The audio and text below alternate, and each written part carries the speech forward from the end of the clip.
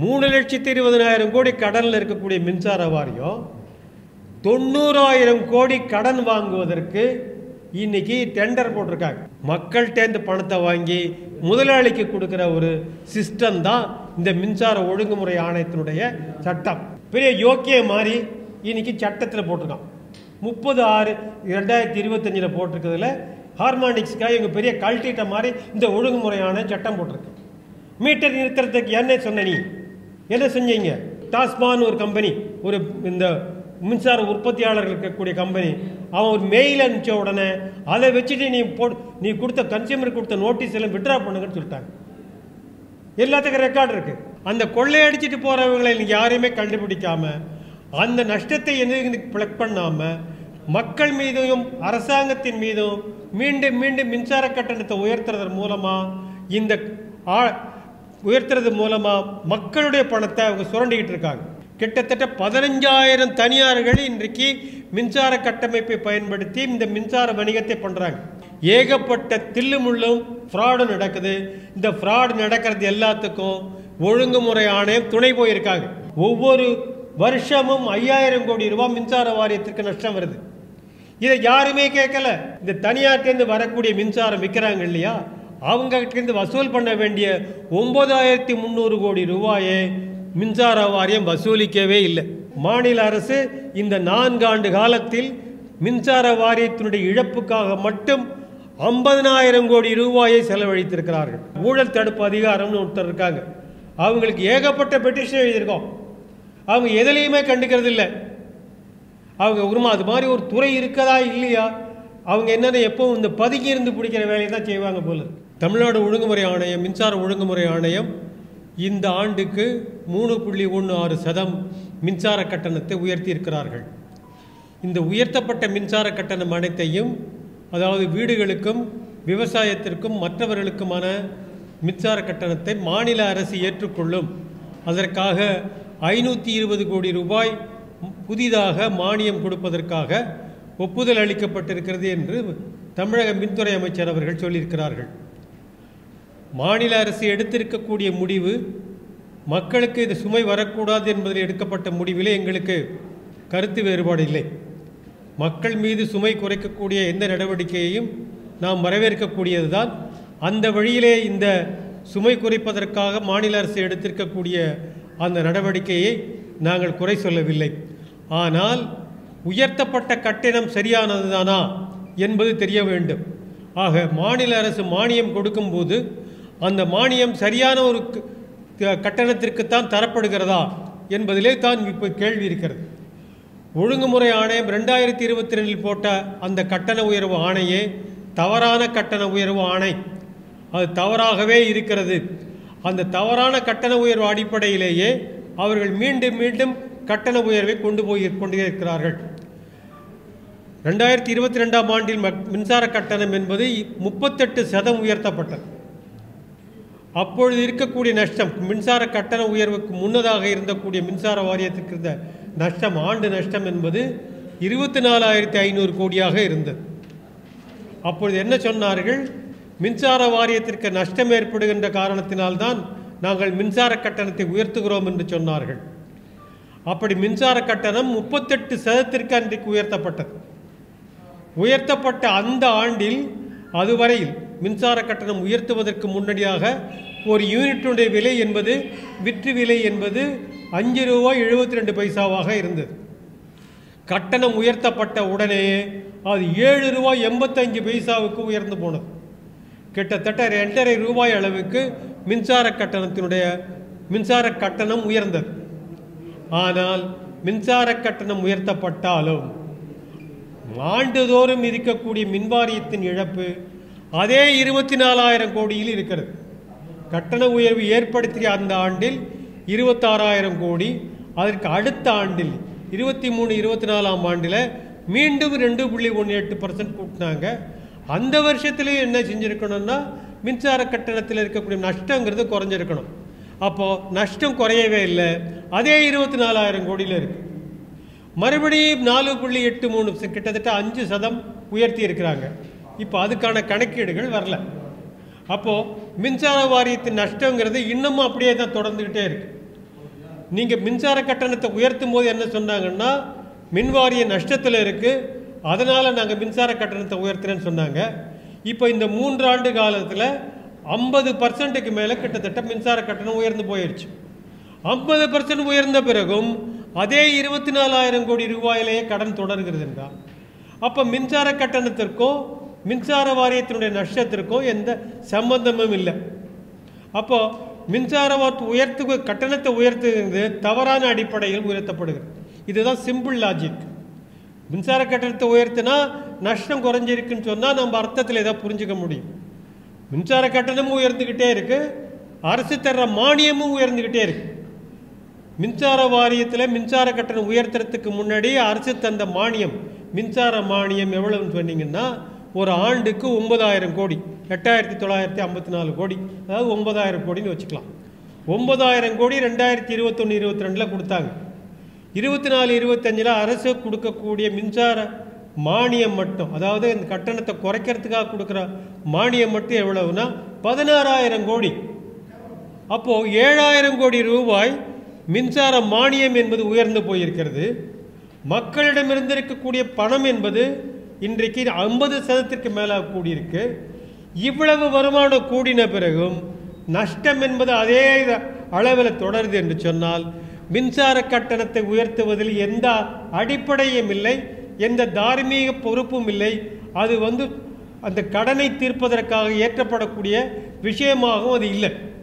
ஆக மின்சார வாரியத்தின் இழப்பு வேறு எங்கேயோ நடக்குது, வேற யாரோ இந்த மின்சார வாரியத்தினோட கொள்ளையடிச்சிட்டு போகிறாங்க. அந்த கொள்ளையடிச்சிட்டு போகிறவங்களை யாரையுமே கண்டுபிடிக்காம அந்த நஷ்டத்தை என்ன பிளக் பண்ணாமல் மக்கள் மீதும் அரசாங்கத்தின் மீதும் மீண்டும் மீண்டும் மின்சார கட்டணத்தை உயர்த்துறதன் மூலமாக மக்களுடைய பணத்தை அவங்க சுரண்டிக்கிட்டு இருக்காங்க. நீங்கள் அரசாங்கம் பணம் கொடுக்குறதுன்னு சொன்னால் இன்றைக்கி 520 கோடி ரூபாய் கொடுக்குறாங்கன்னு சொன்னால் இந்த 520 கோடியும் யாருக்கு போகுது? நிச்சயமாக மக்களுக்கு போகலை. இந்த 520 கோடியிலையும் இது முன்னாடி யாரெல்லாம் கொள்ளையடிச்சிட்டு இருக்காங்களோ அவங்களுக்கு தான் அது போய் சேருது. முக்கியமான விஷயம் என்னென்னா, நாங்கள் திரும்ப சொல்லிட்டு இருக்கோம், மின்சார வாரியத்தினுடைய வியாபாரம் என்பது மின்சாரம் வாங்கி விற்பதோடு மட்டும் இல்லை. மின்சார வாரியத்தினுடைய கட்டமைப்பை தனியார்கள் பயன்படுத்தி கொள்ளுவதற்கு அனுமதிக்கக்கூடியதும் அதனுடைய இன்னொரு பிஸ்னஸ், இன்னொரு வணிகம். ஆக மின்சார வாரியத்தினுடைய மிகப்பெரிய கட்டமைப்பை தனியார்கள் இன்றைக்கு பயன்படுத்துகிறார்கள். கிட்டத்தட்ட 15,000 தனியார்கள் இன்றைக்கு மின்சார கட்டமைப்பை பயன்படுத்தி இந்த மின்சார வணிகத்தை பண்ணுறாங்க. அவங்க வர்ற மின்சாரமும் மின்சார வாரியத்தினுடைய மின்சாரமும் ஒரே கம்பியில் தான் இருக்குது, ஒரே மீட்டரில் தான் அளக்கப்படுது. இந்த மின்சார வாரியத்தில் அளக்கப்படுற இந்த விஷயத்தில் தான் ஏகப்பட்ட தில்லுமுள்ளும் ஃப்ராடு நடக்குது. இந்த ஃப்ராடு நடக்கிறது எல்லாத்துக்கும் ஒழுங்குமுறை ஆணையம் துணை போயிருக்காங்க. ஒழுங்குமுறை ஆணையத்தினுடைய துணையாகத்தான் மின்சார வாரியத்தினுடைய அத்தனை வருவாயையும் இந்த தனியார்கள், ஓப்பன் ஆக்சஸில் வரக்கூடிய தனியார்கள், மின்சார கட்டமைப்பை பயன்படுத்தக்கூடிய தனியார்கள் சுரண்டி கொண்டு போகிறார்கள். இந்த உத்தரவு போட்டிருக்காங்க, 30/6 ஒரு உத்தரவு போட்டிருக்காங்க. ஒழுங்குமுறை ஆணையம் போட்டிருக்க உத்தரவில் டேரிஃப் ஷெடியூல்னு போட்டு 3வது டேரிஃப் ஷெடியூல்னு ஒரு ஷெடியூல் போட்டிருக்காங்க. இந்த டேரிஃப் ஷெடியூலில் பக்கம் 21வது பக்கத்தில் இருக்குது. இன்றைக்கி நீங்கள் போனால் கூட வெப்சைட்டில் எடுத்து பார்க்கலாம். ஹார்மானிக்ஸ்னு ஒன்று போட்டிருக்காங்க. இந்த ஹார்மானிக்ஸை பற்றி அவங்க ரொம்ப தெளிவாக 3.112வது பேராவில் current harmonics control the CA also attended the regulations சொல்லியிருக்காங்க. சிஏவுடைய ரெகுலேஷன்னா அது சட்டம். சிஏவுடைய ரெகுலேஷனில் ஹார்மானிக்ஸுங்கிறது என்னன்னு உங்களுக்கு சொல்லணும். ஹார்மானிக்ஸுங்கிறது மின்சாரத்தில் வரக்கூடிய ஒரு பொல்யூஷன், ஒரு மாசு. அந்த மாசை கட்டுப்படுத்தணும். ஏதாவது இப்போ சோலார் பேனல்லாம் இருக்காங்கன்னு வச்சுக்கோங்களேன். இப்போ அதானி வச்சுருக்காரு 635 மெகாவாட்டுக்கு வச்சுருக்காரு. இப்போ அவங்கெல்லாம் டிசியில் தான் ஜெனரேட் ஆகுது, அதை ஏசியாக கன்வெர்ட் பண்ணுறாங்க. அப்போது அந்த சைன் வேவில் பெரிய ஃப்ளக்சுவேஷன் வருது, அதில் இருக்க ஒரு பொல்யூஷன். ஆக மின்சாரத்தினுடைய பகுதியில் வரக்கூடிய ஒரு மாசு தான் அந்த ஹார்மானிக்ஸ்ன்னு சொல்கிறோம். இந்த ஹார்மானிக்ஸை கட்டுப்படுத்தணுங்கிறது அந்தந்த தனியார்களுக்கு இருக்கக்கூடிய சட்டம், அவங்க கட்டுப்படுத்தி தான் ஆகணும், அது ஃபில்டர் போடணும்னு சொல்லியிருக்காங்க. இந்த ஹார்மானிக்ஸ் அளக்கணத்துக்கு தனியாக ஒரு மீட்டர் இருக்குது, ஸ்பெஷல் மீட்டர்னு சொல்லுவாங்க. அப்போது இந்த சென்ட்ரல் எலக்ட்ரிசிட்டி அத்தாரிட்டி சொல்லியிருக்கிறதா இவங்க சொல்கிறாங்களே, இந்த சென்ட்ரல் எலக்ட்ரிசிட்டி அத்தாரிட்டியே சொல்லியிருக்கான், அதுக்கான மீட்டரை யார் பயன்படுத்துகிறாங்களோ அவங்க தான் வைக்கணும். அது கன்சியூமராக இருக்கலாம் அல்லது ஜென்ரேட்டராக இருக்கலாம், சோலார் பேனலாக இருக்கிறவங்க தான். அப்போது மின்சார வாரியம் எல்லாரையும் மீட்டர் வைங்கன்னு சொல்லி ஒரு நோட்டீஸ் கொடுக்குறாங்க. உடனே அந்த கம்பெனிக்காரன் இருக்கிறவங்களாம் ஒரு லெட்டர் எழுதின உடனே ஒழுங்குமுறை ஆணையம் என்ன சொன்னாங்கன்னா, நீ எங்கள் மீட்டரை சொல்கிறதுக்கெல்லாம் நான் உனக்கு உத்தரவே கொடுக்கல, நீ எதுக்காக எப்படி கன்சியூமருக்கெல்லாம் இப்படி ஒரு நோட்டீஸ் கொடுக்கலாம், உடனே அந்த நோட்டீஸை விட்ரா பண்ணுங்கன்றாங்க. மின்சார வாரியம் கொடுத்த நோட்டீஸ் சட்டப்பூர்வமானது, சென்ட்ரல் எலக்ட்ரிசிட்டி அத்தாரிட்டி சொல்லியிருக்கப்படி கொடுத்த அந்த நோட்டீஸை ஒழுங்குமுறை ஆணையத்துக்கு முதலாளிகள்லாம் சேர்ந்து கேட்ட உடனே விட்ரா பண்ணுங்கன்னு சொல்லிட்டாங்க. அவங்க விட்ரா பண்ணிட்டாங்க, மின்சார வாரியம் விட்ரா பண்ணியாச்சு. இப்போ 2022லேருந்து இதுவரைக்கும் இந்த வருஷம் வரைக்கும் இந்த நிமிஷம் வரைக்கும் யாருக்கும் ஹார்மானிக்ஸுக்கான கட்டணம் போடப்படலை. ஒரு வருஷத்துக்கு கிட்டத்தட்ட 400 கோடி ரூபாய்க்கு மேலே ஹார்மானிக்ஸில் வசூலாகுது. இப்போ 3 வருஷத்தில் 1200 கோடி ரூபாய் மின்சார வாரியத்திற்கு அந்த கட்டணத்தை இந்த தனியார்கள் கொள்ளையடிச்சிட்டு போயிருக்காங்க. அதற்கு துணையாக போயிருக்கிறது இந்த ஒழுங்குமுறை ஆணையம். மின்சார வாரியம் இது எதிர்த்து கேள்வி கேட்கவே இல்லை. ஏன் கேட்கல? உங்களுக்கு வர வேண்டிய பணத்தை நீங்கள் ஏன் கேட்காம இருக்கீங்க? அப்போது இந்த 400 கோடி ரூபாய் வந்திருக்கும் என்று சொன்னால், இந்த 400 ஒரு விஷயத்தில் சொல்கிறேன், இது மாதிரி இந்த தனியார்கள் பயன்படுத்தக்கூடிய கணக்கீடுகளில் 8 கணக்கீடுகள் இருக்குது. 8 கணக்கீடுகள் இருக்கு. எந்த கணக்கீடையும் ஒழுங்குமுறை ஆணையம் நடைமுறைப்படுத்தவே இல்லை. வெறும் சட்டத்தை மட்டும் போட்டிருக்காங்க. மின்சார வாரியத்தை நடைமுறைப்படுத்த வேண்டாம்னு சொல்கிறாங்க. மின்சார வாரியமும் பேசாமல் இருக்காங்க. ஒரு நாளைக்கு எடுத்தீங்கன்னா 96 விலை இருக்குது சார். மின்சாரத்துக்கு ஒரு நாளைக்கு மார்க்கெட் சந்தையில் இருக்கக்கூடிய விலைங்கிறது 96 விலை. ஒவ்வொரு 15 நிமிஷத்துக்கு விலை மாறும். அப்போது தனியார் கொண்டு வர்ற மின்சாரத்தையும் மின்சார வாரியத்தின் மின்சாரமும் சேர்ந்து தான் ஒருத்தர் பயன்படுத்துகிறார். தனியார்ட்டேருந்து மின்சாரம் வாங்குறவர் 2 மின்சாரத்தையும் தான் பயன்படுத்துகிறார். அப்போ ஒவ்வொரு 15 நிமிஷத்துக்கும் தானே நீங்கள் அட்ஜஸ்ட் பண்ணணும். அப்போ ஒரு மாதத்துக்கு எவ்வளவு? 2880 ஸ்லாட்டில் பிளாக்கில் பண்ணணும். ஆனால் 2880 பிளாக்குக்கு பதிலாக 4 பிளாக்கில் தான் மின்சார வாரியம் கணக்கை அட்ஜஸ்ட் பண்ணுறாங்க. 4 பிளாக்கில் தான் அட்ஜஸ்ட் பண்ணுறாங்க. கிட்டத்தட்ட 5000 கோடி ரூபாய் ஒவ்வொரு வருஷமும் 5000 கோடி ரூபாய் மின்சார வாரியத்திற்கு நஷ்டம் வருது. இதை யாருமே கேட்கல. ஒழுங்குமுறை ஆணையம் கேட்கல, மின்சார வாரியம் கேட்கல. அதே மாதிரி இந்த மாதிரி மின்சார வாரியத்தில் வந்து வியாபாரம் பண்ணுறதுக்கு 1 மெகாவாட்டுக்கு மேலே இருக்கிறவங்களுக்கு தான், அதாவது 1000 கிலோவாட்டுக்கு மேலே இருக்கிறவங்களுக்கு தான் பர்மிட் பண்ணணும்னு மின்சார சட்டமே சொல்லுது. மின்சார சட்டம் நாடாளுமன்றத்தில் இயற்றப்பட்ட சட்டம். அந்த சட்டத்தை மீறதுக்கு இந்த நாட்டில் வேறு யாருக்கும் அதிகாரம் கிடையாது. ஆனால் நம்ம ஒழுங்குமுறை ஆணையம் 63 கிலோவாட் இருக்கிறவங்க கூட வச்சுக்கலாம், அவங்க கூட வியாபாரம் பண்ணலாம்னு சொல்கிறான். இதனால மின்சார வாரியத்திற்கு வரக்கூடிய நஷ்டங்கிறது 1800 கோடி ரூபாய் ஒவ்வொரு வருஷமும் நஷ்டம் வருது. இதை எதிர்த்து நாங்கள் வழக்கு போட்டோம். வழக்கில் அவங்க வந்து 6 வாரம் கொடுத்தாங்க. சொன்ன உடனே ஒழுங்குமுறை ஆணையம் என்ன சொன்னாங்க, அதெல்லாம் ரொம்ப அதிகமாக ஒன்றும் நஷ்டம் இல்லை, ஆக அவர் சொல்கிறது கரெக்டாக இல்லை, ஆகவே அப்படியே நடக்கட்டும்னு சொல்லி மின்சார சட்டத்தை மீறி ஒழுங்குமுறை ஆணையம் அந்த உத்தரவை இன்று வரை அமல்படுத்தவில்லை. இது மாதிரி ஒவ்வொரு விஷயத்திலும் நடக்குது. ஆக ஒழுங்கே இல்லாத ஊழலில் ஊறி போயிருக்கக்கூடிய, தினசரி ஊழலில் இருக்கக்கூடிய இந்த ஒழுங்குமுறை ஆணையம் விதிக்கக்கூடிய மின்சார கட்டணம் மட்டும் எப்படி ஒழுங்கானதாக இருக்கும்? அவங்க போட்ட மின்சார கட்டண உயர்வு வந்து 2022 போட்டாங்க. 2022 போடும்போது மின்சார வாரியத்திற்கு அதனுடைய நஷ்டத்தை ஏற்றுக்கொண்டு மாநில அரசு 10,158 கோடி ரூபாயை மின்சார வாரியத்துக்கு கொடுத்துருக்காங்க. அவங்களுக்கு வந்த இழப்புக்கு ஈடுகட்டுறதுக்காக மானியம் இல்லை சார், மின்சார கட்டணத்துக்கான மானியம் இல்லை, இழப்பை ஈடுகட்டுவதற்காக உதய் திட்டத்தில் போட்ட ஒப்பந்தத்தின் காரணமாக 10,158 கோடி ரூபாய் கொடுத்துருக்காங்க. மின்சார வாரியமும் அது சொல்லியிருக்கு. ஆனால் இந்த 10,158 கோடி ரூபாயை ஒழுங்குமுறை ஆணையம் என்ன செஞ்சுருக்கணும்? வருவாயில் காமிச்சிருக்கணும். இல்லை, வருவாயில் காமிச்சிருந்தா இந்த அளவுக்கு உயர்த்தப்பட்டிருக்க வேண்டியது இல்லை. அதாவது அவங்க மின்சார கட்டணம் உயர்த்தினதே 19,000 கோடிக்கு தான். அப்போது 10,000 கோடி வந்துருச்சுன்னு சொன்னால் 9,000 கோடிக்கு தானே மின்சார கட்டணத்தை உயர்த்தி இருக்கணும். ஆனால் உயர்த்தலை. அவங்க அந்த 10,000 கோடி ரூபாயை கணக்கிலே காமிக்காம தான் அந்த மின்சார கட்டண ஆணை வந்திருக்கு. அது மட்டும் இல்லை, இந்த தனியார்கிட்டேருந்து வரக்கூடிய மின்சாரம் விற்கிறாங்க இல்லையா, அவங்ககிட்டேருந்து வசூல் பண்ண வேண்டிய 9,300 கோடி ரூபாயை மின்சார வாரியம் வசூலிக்கவே இல்லை. 5 வருஷத்தில் வசூலிக்கலைங்கிறத நாங்கள் மின்சார வாரியத்திற்கு அந்த மின்சார கட்டணம் உயர்த்துறதுக்கு முன்னாடி சொல்லியிருக்கோம், பப்ளிக் ஹியரிங்கில் சொல்லியிருக்கோம், எழுத்துப்பூர்வமாக கேட்டிருக்கோம், ஒழுங்குமுறை ஆணையத்தில் நேரடியாக முறையீடு செய்திருக்கோம். ஆனால் இன்னைய வரைக்கும் அந்த பணம் வசூலிக்கப்பட்டதாக மின்சார வாரியமும் சொல்லலை, ஒழுங்குமுறை ஆணையமும் சொல்லலை.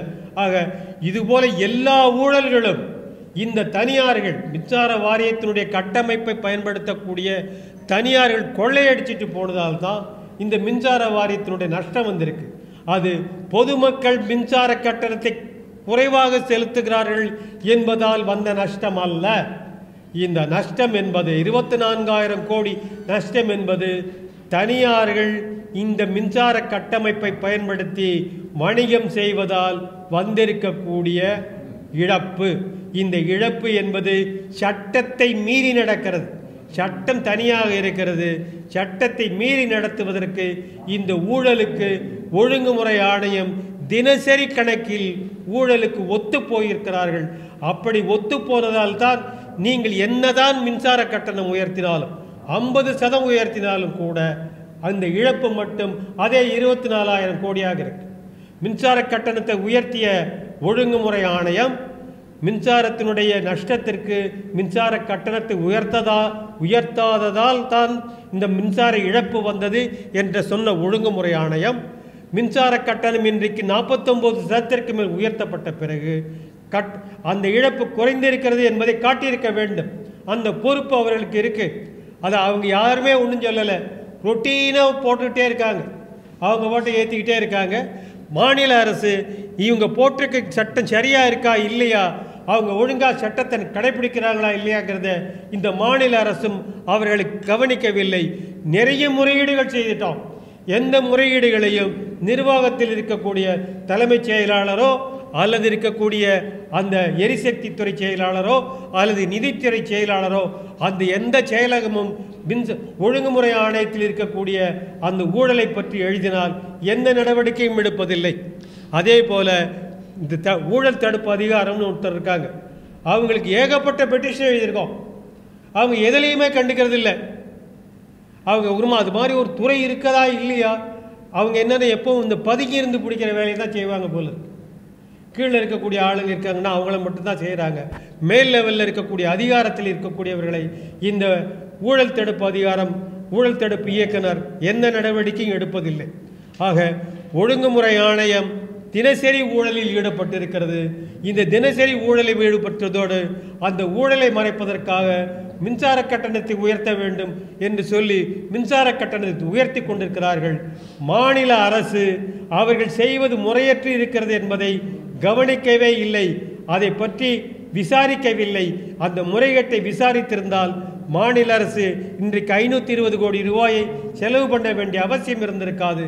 9,000 கோடி ரூபாயில் இருந்த மானியம் இன்றைக்கு 16,000 கோடிக்கு உயர்ந்து போயிருக்க வேண்டிய அவசியம் இல்லை. அது மட்டுமல்ல, மாநில அரசு இந்த 4 ஆண்டு காலத்தில் மின்சார வாரியத்தினுடைய இழப்புக்காக மட்டும் 50,000 கோடி ரூபாயை செலவழித்திருக்கிறார்கள். 50,000 கோடி இழப்புக்காக கொடுத்துருக்காங்க. மின்சார கட்டண மானியமாக 54,000 கோடி கொடுத்துருக்காங்க.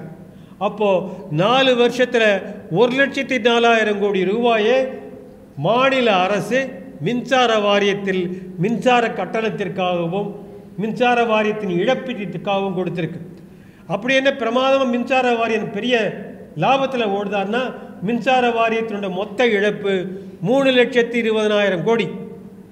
3,20,000 கோடி இழப்பில் இருக்கக்கூடிய மின்சார வாரியம் அரசு கொடுத்திருக்கக்கூடிய 1,00,000 கோடி இத்தனையே இருந்தாலும் கூட ஒவ்வொரு ஆண்டும் 24,000 கோடி நஷ்டத்தை சம்பாதிக்கிறது.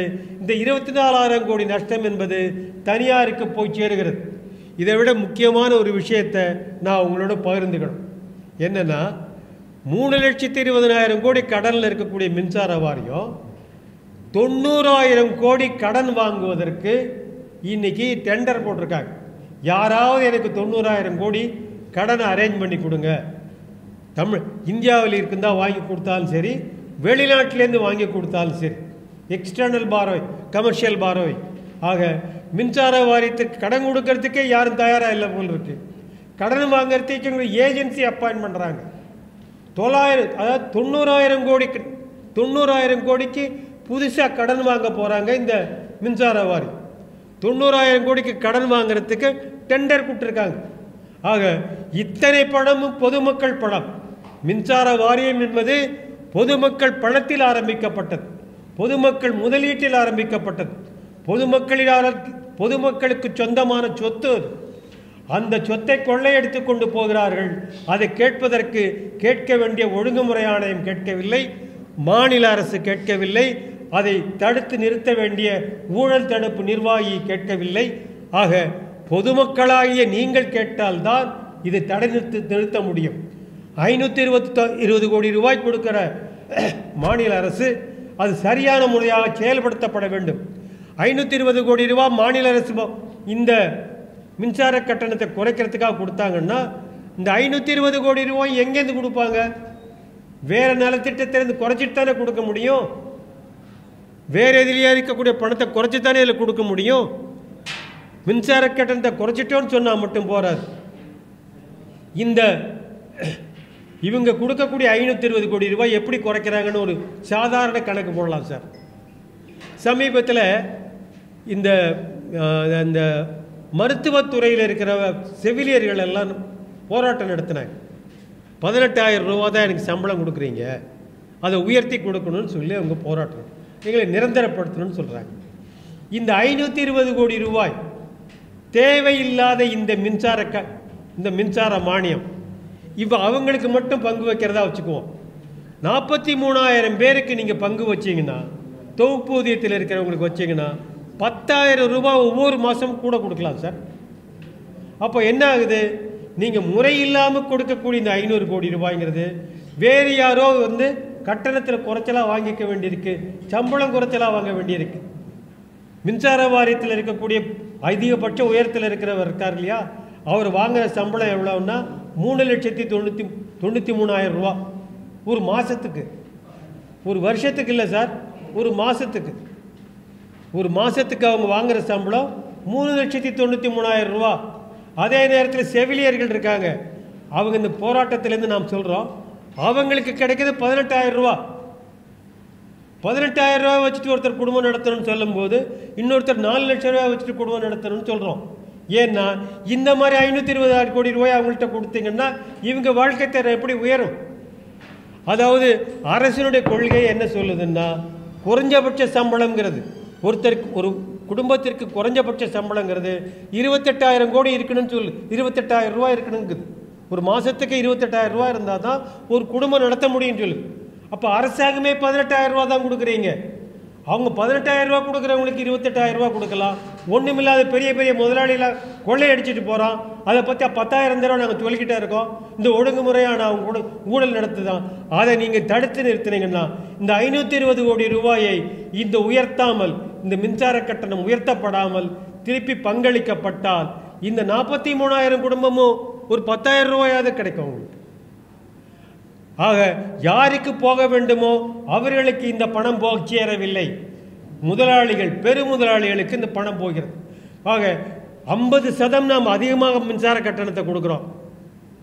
50% அதிகமாக இந்த மின்சார கட்டணம், அதாவது 5 ரூபாய் 72 பைசா இருந்தது, இன்னைக்கு 7 ரூபாய் 85 பைசாக்கு மின்சார விற்பனை வருது.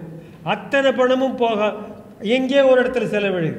அப்போது நம்ம அதிகமாக பணம் கொடுக்குறோம், அந்த பணம் பூரா இந்த தனியார்கள் இந்த மின்சார கட்டமைப்பை பயன்படுத்துகிறவன் கொள்ளையடிச்சிட்டு போகிறான். அப்போது நம்ம எவ்வளவு பணம் கொடுத்தாலும் அந்த முதலாளி கொள்ளையடிச்சிட்டு போயிடுவோம். இப்போ எப்படி இருக்குது ரிவர்ஸ் ஆர்டர்? மக்கள்கிட்டேருந்து பணத்தை வாங்கி முதலாளிக்கு கொடுக்குற ஒரு சிஸ்டம் தான் இந்த மின்சார ஒழுங்குமுறை ஆணையத்தினுடைய சட்டம். 1948 வந்த மின்சார சப்பளை சட்டத்தில் அண்ணல் அம்பேத்கர் என்ன சொன்னார்னா, வலியவரிடம் இருந்து வாங்கி எளியவனுக்கு கொடுங்கன்னு சொல்லி தான் மின்சார சட்டத்தை போட்டார். ஆனால் இப்போ என்னன்னா, எளியவர்களிடமிருந்து பணத்தை வாங்கி வலியவர்களுக்கு கொடுக்க வேண்டும் என்ற திட்டத்தில் ஒழுங்குமுறை ஆணையம் செயல்பட்டு கொண்டிருக்கிறது. மக்கள் இதை எடுத்து கேள்வி கேட்டால்தான் இந்த ஒழுங்குமுறை ஆணையத்தை ஒழுங்குபடுத்த முடியும். ஒழுங்குமுறை ஆணையம் அல்ல, ஊழல் முறை ஆணையமாக அது இருக்கிறது. அதை ஒழுங்குபடுத்த வேண்டிய பொறுப்பு மக்களுக்கு இருக்கிறது. மக்களுக்கு மானியம் கொடுத்து மின்சார கட்டண உயர்வை பற்றிய ஒரு பாதிப்பை தவிர்த்தாலும் அரசு மற்ற நலத்திட்டங்களை குறைத்தோ அல்லது பிறருக்கு போக வேண்டிய சட்டபூர்வமான சம்பளத்தை குறைத்தோ தான் இந்த நிதியை ஒதுக்கீடு செய்ய முடியுமே தவிர வேறு வழியில் நடக்காது. ஆகவே எளிய மக்கள் தான் இதனால் பாதிக்கப்படுகிறார்கள். ஆக இந்த மின்சார கட்டண உயர்வு தவறான மின்சார கட்டண உயர்வு. இந்த மின்சார கட்டண உயர்வுக்கு அரசு கொடுக்கக்கூடிய 520 கோடி ரூபாயும் தவறான வழியில் போய் சேருமே தவிர மக்களுக்கு போய் சேராது, தனியாருக்குத்தான் போய் சேரும் என்பதை இந்த ஊடகவியலாகிய உங்கள் மூலமாக மக்களுக்கு கொண்டு செல்ல வேண்டும் என்று கேட்டுக்கொண்டு என் உரையை முடிக்கின்றேன். உங்களுக்கு ஏதாவது சந்தேகம் இருந்தால் அதை கேளுங்க.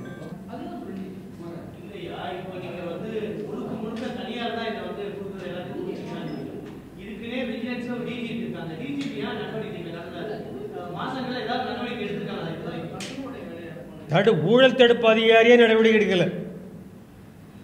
ஊழல் தடுப்பு அதிகாரியே நடவடிக்கை எடுக்கல. ஒன்றும் இல்லை சார், ஒரு கம்பெனி இருக்கு, பிள்ளை பெருமாநல்லூர்னு ஒரு கம்பெனி. அவன் அந்த கம்பெனி 12 வருஷம் ஓடவே இல்லை, துருபிடிச்சி போய் கிடக்கு. அவன்கிட்ட மின்சார உற்பத்தியே பண்ணலை, மின்சார உற்பத்தியும் பண்ணலை, அவன்கிட்ட மின்சாரமும் வாங்கலை, ஒரு யூனிட் கூட வாங்கலை. அவன்கிட்ட மின்சார கட்டணம் கொடுக்க மாட்டேன்னு சொல்லிட்டாங்க. 2016 2020 வரைக்கும் கொடுக்கல. 2021 திடீர்னு கண்டுபிடிச்சாங்க, ஒரு இப்போ கிட்டத்தட்ட 700 கோடி ரூபா கொடுத்துட்டாங்க. ஒரு யூனிட் மின்சாரம் கூட வாங்கலை.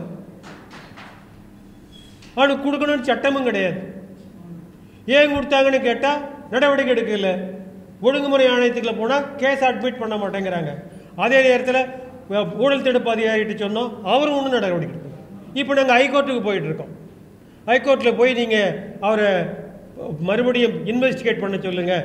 அவர் இனிமேல் இன்வெஸ்டிகேட் பண்ணி அப்புறமா வரணும். சிஏஜி ரிப்போர்ட்டே இருக்குது. ஒரு உதாரணத்துக்காக சொல்கிறேன். இது மாதிரி 100 கணக்கு வழக்கு இருக்குது. நான் ஏற்கனவே சொன்ன மாதிரி இந்த ஹார்மானிக்ஸ் சட்டம் மீட்டர் வைக்கணுங்கிறது கன்சியூமர் வைக்கணும்.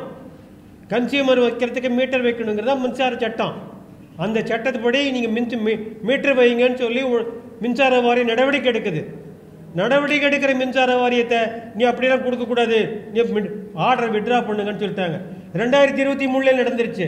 ஆனால் இன்னைக்கு என்ன பண்ணியிருக்காங்க, பெரிய யோக்கிய மாதிரி இன்னைக்கு சட்டத்தில் போட்டிருக்கான். 30/6/2025 போட்டிருக்கிறதுல ஹார்மானிக்ஸ்க்காக எங்கள் பெரிய கல்ட்டிட்ட மாதிரி இந்த ஒழுங்குமுறையான சட்டம் போட்டிருக்கு. மீட்டர் நிறுத்துறதுக்கு என்ன சொன்ன, நீ என்ன செஞ்சீங்க? ஏன் மீட்டர் பொருத்தக்கூடாதுன்னு சொன்னீங்க? ஒரே ஒரு காரணம் தான். ஒரு டாஸ்மான் ஒரு கம்பெனி, ஒரு இந்த மின்சார உற்பத்தியாளர்கள் இருக்கக்கூடிய கம்பெனி, அவன் ஒரு மெயில் அனுப்பிச்ச உடனே அதை வச்சுட்டு நீ கொடுத்த கன்சியூமர் கொடுத்த நோட்டீஸ் எல்லாம் விட்ரா பண்ணுங்கன்னு சொல்லிட்டாங்க. எல்லாத்துக்கும் ரெக்கார்டு இருக்கு.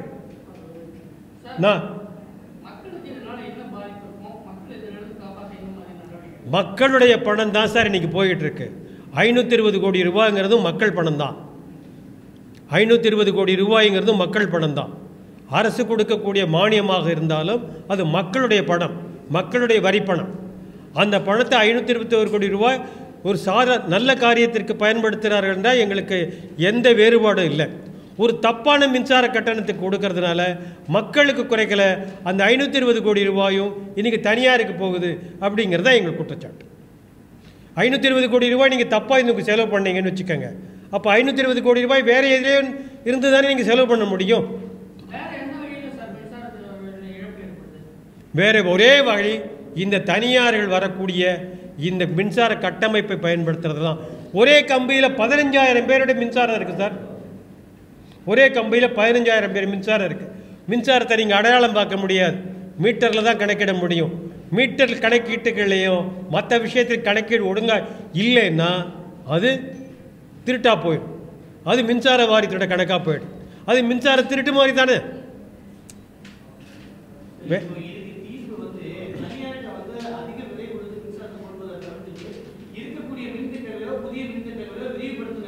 புதிய மின் திட்டத்தை இவங்க எந்த வேலையுமே பண்ணலை. வடசென்னை அனல் மின் நிலையம் 800 மெகாவாட் 800 மெகாவாட் வந்து 2021 வரணும். பிஜிஆர்னு ஒரு நிறுவனத்துக்கு கான்ட்ராக்ட் கொடுத்தாங்க. அவன் ஒரு வேலையுமே செய்யலை. அதாவது பிளான்ட்டை பொறுத்த வரைக்கும் என்னென்னா பாய்லர், டர்பைன், இது வந்து ஜென்ரேட்டருங்கிறது ஒரு பெரிய யூனிட். அது சுற்றிலும் 13 சப்ஸ்டேஷன் மாதிரி ஒரு யூனிட் இருக்கும். கோல் ஹேண்ட்லிங் இருக்கும், ஆஷ் ஹேண்ட்லிங் இருக்கும், ஆயில் இருக்கும், கூலிங் வாட்டர் டவர் இருக்கும், டீமினரைஸ் வாட்டர் இருக்கும், இஎஸ்பி இருக்கும், டிராஃப்ட் இருக்கும், மில் பிளான்ட் இருக்கும். இப்போ அது மாதிரி 13 பிளான்ட் இருக்கும் ஒரு தெர்மல் ஸ்டேஷனில். இந்த 13 பிளான்ட்டும் போடுறது வேறு ஒரு கான்ட்ராக்டரு. அந்த மேஜராக இருக்கக்கூடிய பிளான்ட்டை வைக்கிறது, டர்பைனை வைக்கிறது, அது வந்து தனி கான்ட்ராக்ட். பிஹெச்எல் வச்சுட்டாங்க. இந்த பிஜிஆர் ஒன்றுமே பண்ணலை, இன்னைய வரைக்கும் பண்ணலை. 4 வருஷமாக ஒன்று சும்மா கிடக்கு. உப்பூர்னு ஒரு பிளான்ட் 3000 கோடி ரூபாய் கொண்டு போட்டோம். 3000 கோடி ரூபாய் போட்டோம். காற்றுல சும்மா கிடக்குங்க, யாருமே ஆரம்பிக்கல. ஆக அதில் பெரிய அக்கறை காட்டக்கூடிய அமைச்சர்கள் யாரும் இல்லை. ஏன்னா ஒரு ப்ராஜெக்டினுடைய கவனம்ங்கிறது அமைச்சருடைய பொறுப்பு. ஆனால் அது இதுவரைக்கும் பொறுப்படுத்தி செய்யப்படலை. வேறு கேள்விகள் இருக்கா சார்? நீங்கள் மக்களுக்கு கொண்டு போய் சேர்க்கிறதுக்கு உங்களை பட்டால் எங்களுக்கு வேறு வழி இல்லை. நீங்கள் தான் சரியான முறையில் கொண்டு போகணும். இது மக்களுக்கான பணம். மின்சார கட்டணம்ங்கிறது உயர்ந்துக்கிட்டே போச்சுன்னா ஒரு காலகட்டத்தில் மானியங்கிறது ஒரு கட்டத்துக்கு மேலே நிச்சயமாக அரசு, எந்த அரசாக இருந்தாலும் கொடுக்க முடியாது. இப்போவே அரசு எவ்வளோ கொடுக்குதுன்னா கிட்டத்தட்ட 30,000 கோடி ரூபா வருஷத்துக்கு செலவு பண்ணுறாங்க. பள்ளி கல்வித்துறைக்கு அடுத்த செலவு மின்சார வாரியத்திற்கான செலவு. பள்ளி கல்வித்துறைக்கு தான் 41,000 கோடி, மின்சாரத்துறைக்காக செலவு பண்ணுறது 20,000 கோடி, 30,000 கோடி செலவு பண்ணுறாங்க. இது தொடர்ந்துக்கிட்டே போச்சுன்னு வச்சுக்கோங்க, மானியம் கூடிக்கிட்டே போச்சுன்னு வச்சுக்கோங்க, ஒரு காலகட்டத்தில் அரசால் எந்த அரசாலும் கொடுக்க முடியாது, எந்த அரசாலையும் கொடுக்க முடியாது. அப்போது என்னவாகும்? இன்றைக்கி எளிய மக்களுக்கு கிடைக்கக்கூடிய மின்சாரம் கிடைக்காமல் போயிடும். இதுதான் எங்களுடைய பெரிய வருத்தமாக இருக்கு.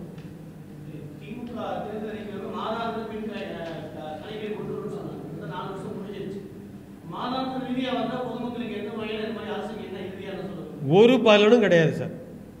மாதாந்திர பில்லிங் ஆனாலும் 2 மாத பில்லிங் ஆனாலும் ஒன்று தான். 100 யூனிட் இலவசங்கிறது ஒரு மாதத்துக்கு 50 யூனிட் இலவசம்.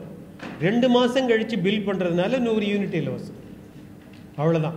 2 மாதத்தில் நீங்கள் என்ன பணம் கட்டுறீங்களோ அதை வந்து மாதம் வந்தால் 2 மாதத்துக்கு தனித்தனி 2ஆக பிரித்து கட்டுவீங்க.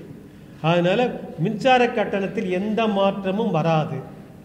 மின்சார கட்டணம் என்பது மாதாந்திர அடிப்படையில் தான்.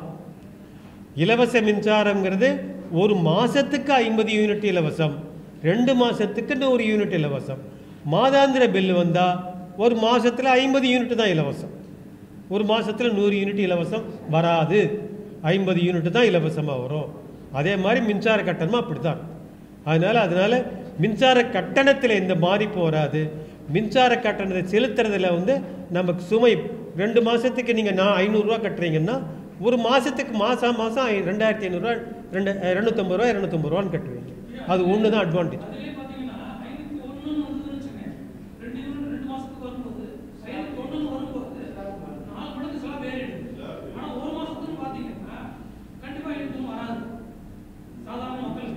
அல்ல, அப்படி வரும்போது நீங்கள் 501 இருக்கு இல்லையா, அந்த ஸ்லாப் என்ன வரும்னா 2051 வந்துடும்.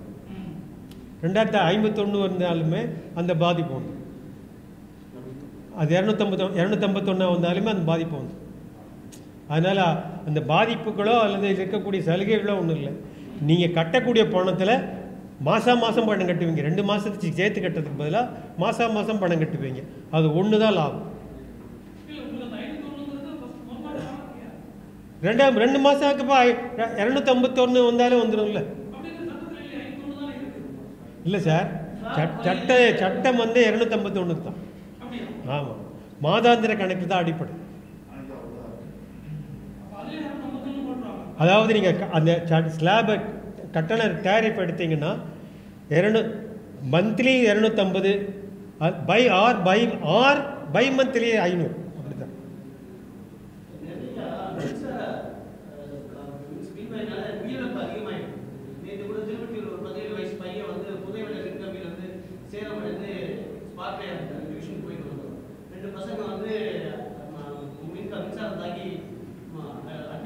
மின்சாரம் தாக்கி இறக்கிறது மின் வாரியத்தினுடைய கட்டமைப்பு இருக்கிற பகுதியா அல்லது அவங்க பயன்படுத்தக்கூடிய நம்ம வீட்டில் இங்கே நடந்ததுன்னு வச்சுக்க, அப்போ அது மின்சார வாரியத்தினுடைய பொறுப்பு தான். அது என்னென்ன மின்சார வாரியத்தில் தான் இப்போ இல்லை இந்த மாதிரி பண்ணிட்டாங்கல்ல, அதிகாரிகள் பணம் மட்டும்தான் இருக்குது. கீழே அதாவது விரல் இல்லை சார் மின்சார வாரியத்துக்கு. விரல் இருந்தால் தானே நீங்கள் வேலை செய்ய முடியும். கீழே இருக்கக்கூடிய வயர்மன் லைன்மனோ அல்லது கீழே இருக்கக்கூடியவங்க இருந்தால் தான் உங்களுக்கு வேலை செய்கிறதுக்கு ஆள் இருப்பாங்க. ஆஃபீஸில் 1000 பேர் 1000 ஆஃபீஸர் இருக்கலாம், அவன் வேலை செய்ய முடியாது. அது ஒரு ஆஃபீஸ் ஒர்க் இல்லை, அது ஐடி ஒர்க் இல்லை. இது தினசரி கீழே இருக்கக்கூடிய இது பண்ணணும், கேபிள் தோண்டணும், கேபிள் பதிக்கணும், ஃபீஸ் போடணும், ஃபீஸை மாற்றணும். அப்போது இப்போ மின்சார வாரியத்துக்கு விரல் இல்லை. விரல் இல்லாத கை எப்படி இருக்கும்? குஷ்டரோகி மாதிரி இருக்கும். விரலில் கீழ்கட்டத்தில் பணியாளர்கள் இல்லாதனால தான் இந்த மாதிரி குறைகள்.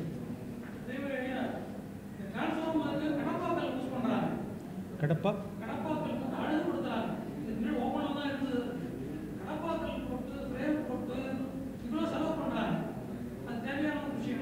அது சிங்கார சென்னைன்னு வேறு ப்ரோக்ராமில் பண்ணுறாங்க. எலக்ட்ரிசிட்டி போர்டு பண்ண சொல்லியிருப்பாங்க. மின்சாரத்தை பொறுத்த வரைக்கும் காற்றோட்டம் ரொம்ப அவசியம். உங்களுக்கு எல்டி லெவலில் வரும்போது கரண்ட்டுடைய வேல்யூ அதிகமாக இருக்கும், அப்போது ஹீட் அதிகமாக இருக்கும். அதனால தான் நீங்கள் பில்லர் பாக்ஸில் நிறைய பில்லர் பாக்ஸ் திறந்தே வச்சுருப்பாங்க. காற்று இல்லைன்னாக்க சீக்கிரம் மெல்ட் ஆகிடும், ஃபீஸ் போயிடும் ஏதோக்கா. அதனால் காற்றோட்டம் வேணுங்கிறதுக்காக வைப்பாங்க. க்ளோஸ் பண்ணுறது அவ்வளோ புத்திசாலித்தனமான என்ன தெரிஞ்ச வரைக்கும் சரியானதாக இருக்குது. அது ஆக்சஸ் இல்லாமல் இருக்கணுங்கிறதுக்காக பண்ணுறாங்கன்னு எனக்கு. இல்லை மக்கள் ஆக்சஸ் பண்ணாமல் இருக்கணுங்கிறதுக்காக. சரி, வேறு ஏதாவது வேறு கேள்விகள் இருக்கா?